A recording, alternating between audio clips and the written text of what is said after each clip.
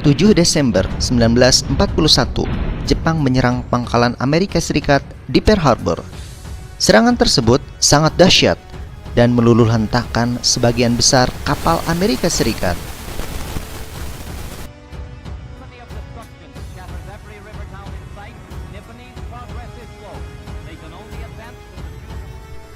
Setelah kejadian tersebut, Jepang langsung bergerak cepat menyerang negara-negara yang berada di Asia Pasifik. Satu di antara negara tersebut adalah Nusantara.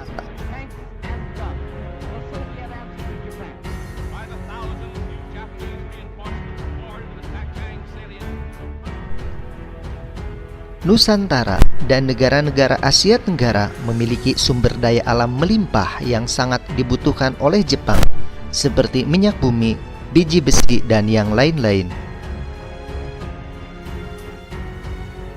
Tarakan merupakan daratan pertama di Nusantara yang diserbu bala tentara Jepang karena letaknya yang sangat strategis dan memiliki ladang minyak yang melimpah. Serangan tersebut terjadi sekitar Januari 1942.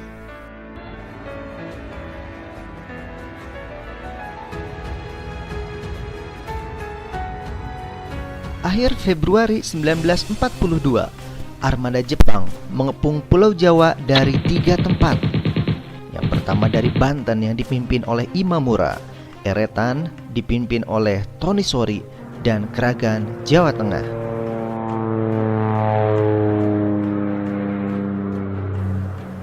Penyerangan Jepang yang begitu hebat membuat Belanda tak berdaya. 8 Maret 1942, Jenderal Terpoorten menandatangani penyerahan tanpa syarat ke Jepang yang diwakili Jenderal Imamura di Kalijati, Subang. Peristiwa ini disebut kapitulasi Kalijati yang menandai berakhirnya penjajahan Belanda di Indonesia.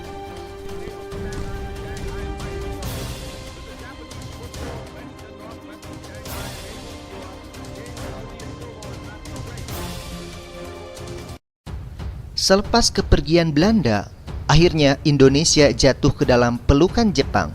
Dengan propagandanya, Jepang mengatakan bahwa mereka adalah saudara tua cahaya dari timur. Untuk keperluan politiknya, Jepang membagi Indonesia menjadi 3 wilayah militer.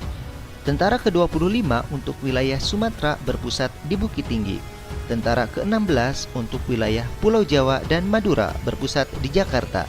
Armada Selatan kedua untuk wilayah Kalimantan, Sulawesi, dan Maluku berpusat di Makassar.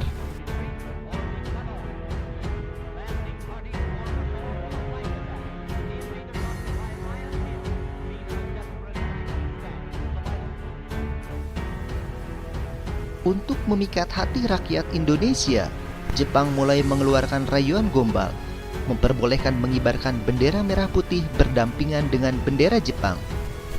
Membuat gerakan 3A, Nippon, Pelindung Asia, Nippon, Pemimpin Asia, dan Nippon, Cahaya Asia.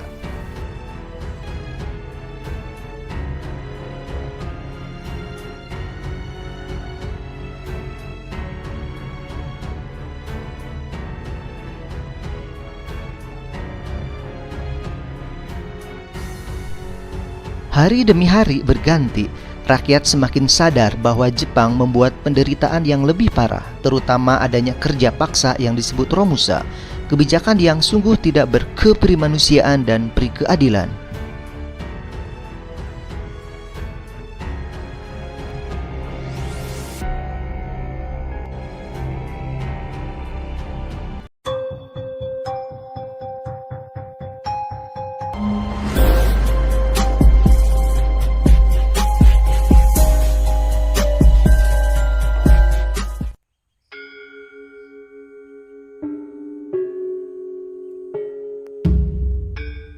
Brebes selalu menawarkan keindahan panorama hamparan hijau perkebunan teh di kaki Gunung Slamet, yaitu perkebunan teh Kaligua.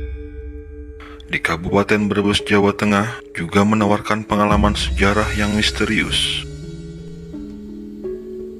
Sejarah kebun teh Kaligua yang terletak di Dusun Kaligua, Desa Pandansari, Kecamatan Paguyangan, Kabupaten Brebes, Jawa Tengah ini disebutkan bahwa merupakan peninggalan dari zaman Belanda pada tahun 1889. Sampai masa mendekati kemerdekaan Indonesia, kebun teh ini diambil alih oleh Jepang. Seiring berjalannya waktu, pengelola pun berganti-ganti sampai sekarang dipegang oleh PT PN 9, perusahaan di bidang perkebunan di Indonesia. Di perkebunan teh ini terdapat goa yang menyimpan kisah tragis pejuang Indonesia di masa penjajahan kolonial Jepang.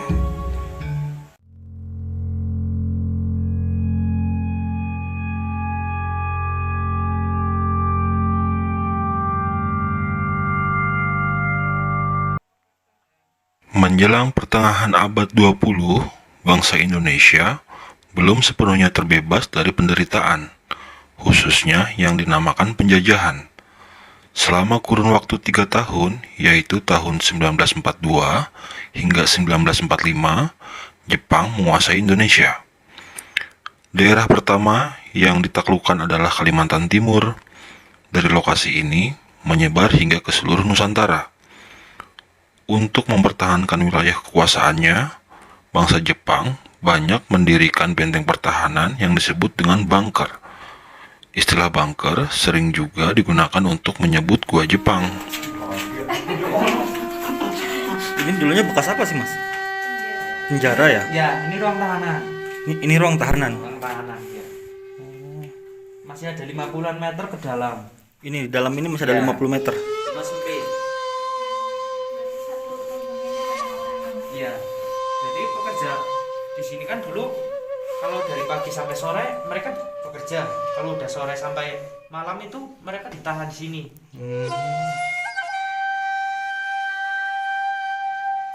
Jadi habis kerja ditahan, Ya. ditahan di sini.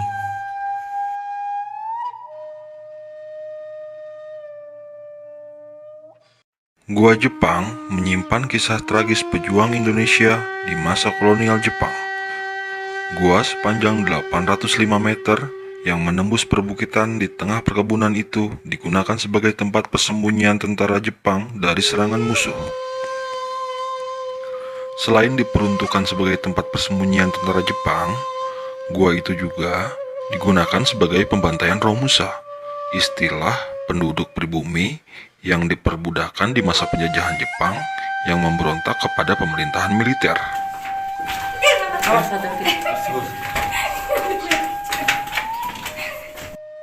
Gua Jepang di kaki Gunung Slamet ini memiliki banyak ruang khusus, seperti ruang tahanan, kamar pasukan Jepang, pos penjagaan, gudang senjata, dapur, kamar kelelawar, dan ruang ritual yang disiapkan untuk pembantaian jika tentara Jepang menang dalam perang. Ini kamar pasukan tentara Jepang. Kamar pasukannya kayak gini, guys. Gua ini dibuat oleh tentara Jepang saat Kekaisaran Jepang berhasil mengambil kekuasaan Indonesia dari tangan Belanda. Di masa Perang Dunia Kedua pada tahun 1942 lalu. Saat itu, tentara Jepang membuat lorong-lorong yang melibatkan para Romusa sebagai tempat perlindungan senjata dan makanan hingga 1945. Romusa, replika cara pembuatan gua Jepang seperti ini. Jadi dipahat. Dipahat ya. Tapi ini pas dipahat ada penopang penyangganya nggak biar nggak rubuh? Enggak ada. Nggak Itu, ada. Apa? Penopangnya itu udah jadi, Mas. Kalau udah jadi seperti itu baru ada penyangganya. Oh. Berarti kalau beresiko rubuh dong ya? Kalau misalkan Iya. rubuh aja udah. Iya udah. Tapi ini batu, Mas. Ini batu sih ya, Tanah. bukan tanah ya. Batu. Ini kan ketebalan dari atas sampai sini hampir 70-an meter, Mas. 70 meter Iya. dari atas itu. Dari atas. Dari buntai itu. Iya, iya. Menurut sejarawan, pembuatan gua ini membutuhkan waktu 2 tahun. Awalnya, tempat ini hanya digunakan sebagai tempat persembunyian.